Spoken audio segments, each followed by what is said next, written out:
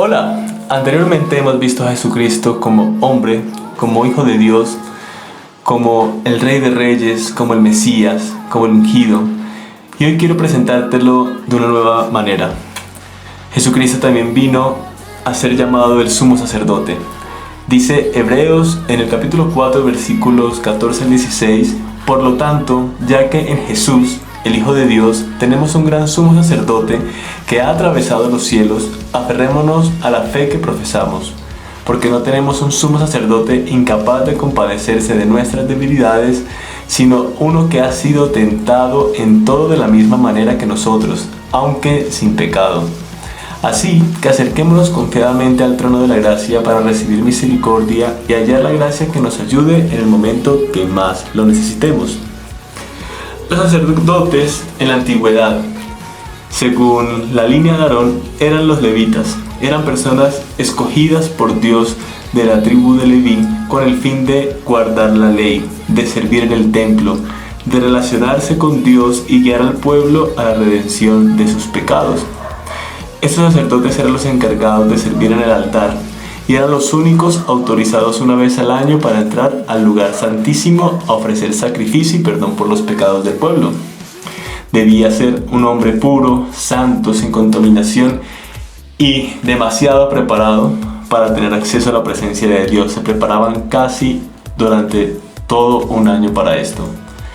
Sin embargo, aunque Jesús no era descendiente de la tribu de Leví, porque sabemos que su genealogía venía de la tribu de Judá, los cuales nunca pertenecieron al ministerio sacerdotal escogido por Dios, hoy se le llama sumo sacerdote. ¿Pero por qué? Antes de que se instaurara el sacerdocio en el pueblo de Israel, existió un hombre, una referencia bíblica, la cual no muestra ni padre, ni madre, ni genealogía, ni descendencia, un sacerdote llamado Melquisedec, quien se consideraba como tal por su perfección y pureza, porque era una persona incorruptible, un sacerdote que la Biblia muestra como el mismo Hijo de Dios, por lo que pudiésemos decir que era Jesucristo mismo. Jesús aseguró ser un sacerdote según la orden de Melquisedec. Dice Hebreos en el capítulo 5, versículos 4 al 6, nadie ocupa este cargo por iniciativa propia, más bien lo ocupa el que es llamado por Dios, como sucedió con Aarón. Tampoco Cristo se glorificó a sí mismo haciéndose sumo sacerdote, sino que Dios le dijo, tú eres mi hijo, hoy mismo te he engendrado. Y en otro pasaje dice, tú eres sacerdote para siempre según la orden de Melquisedec. Cristo, nuestro sumo sacerdote, se hizo sacrificio a sí mismo para el perdón de los pecados. Dejó el sacrificio de los corderos del Antiguo Testamento para hacerse sacrificio a sí mismo y poder dar la redención a todos aquellos que le recibimos. Él se convirtió en el mayor de los sacerdotes, no por guardar la ley ni para guardar la ley, sino para cumplirla en sí mismo. Él se hizo pecado por nosotros para cumplir la ley que debía juzgarnos a nosotros en sí mismo.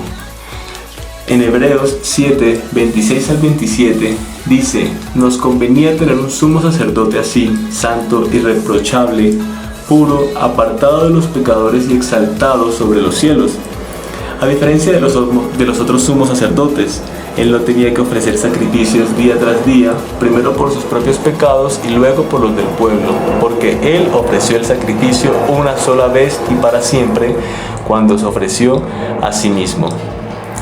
Tú y yo ahora hemos heredado esta condición de sacerdotes en Cristo Jesús, sacerdotes santos, puros, aptos para acercarnos a la presencia de Dios y ministrar al pueblo.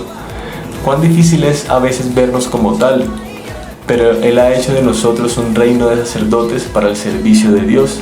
En 1 de Pedro 9:10 dice, pero ustedes son linaje escogido, real sacerdocio, nación santa, pueblo que pertenece a Dios, para que proclamen las obras maravillosas de aquel que los llamó de tinieblas a su luz admirable. Ustedes antes ni siquiera eran pueblo, pero ahora son pueblo de Dios. Antes no habían recibido misericordia, pero ahora ya la han recibido. Un texto que estoy seguro todos hemos escuchado, pero ¿Alguna vez lo hemos entendido y lo hemos interiorizado, entendiendo qué es ser un sacerdote? ¿Han habido ocasiones en las que no te sientes digno, puro o santo para acercarte a la presencia de Dios?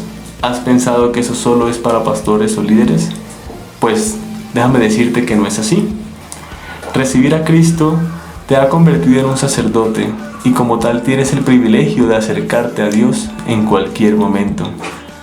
Hoy te animo a que tu relación con Dios pueda ser como la de un sacerdote, libre, creyendo que tus pecados ya han sido perdonados por los sacrificios que hizo Jesús, por su sacrificio en la cruz.